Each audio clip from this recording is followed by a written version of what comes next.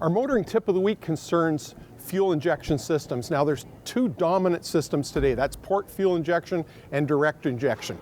We started out with throttle body injection, but that's pretty much gone by the wayside now. Port and direct are the two systems. Now, with port injection, as the name implies, we inject into the intake runner, the intake port outside of the combustion chamber, adjacent to the intake valve. And there's an inherent cleaning action to the intake valve by that system.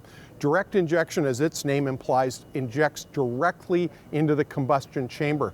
Now, there's an inherent approximately 10% advantage in power, performance, fuel economy, and emissions with direct injection when it's working perfectly. In other words, when it's brand new.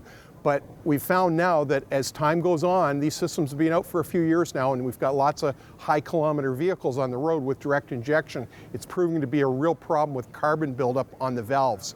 And the several manufacturers, Toyota with their D4S system and Ford on the 2018 and newer Mustang V8s, are starting to integrate both port fuel injection and direct injection on the same engine. Now, none of the manufacturers will talk about the fact that this is fixing this carbon problem on the valves. They talk about the advantages that are inherent with mixing these two systems, and that's a bona fide claim, believe me.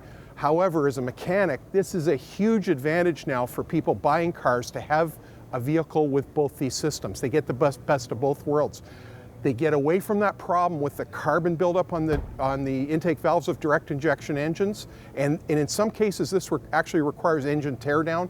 There are aerosol cleaners you can spray through the air intake to combat it or preempt it, but it's become a big issue. So Ford and Toyota have more or less fixed this. They're not talking about fixing it from that standpoint. They just talk about the performance advantage. But you want to check it out if you're in the market for a new car. It's a big deal and it's a big advantage. That's your motoring tip of the week.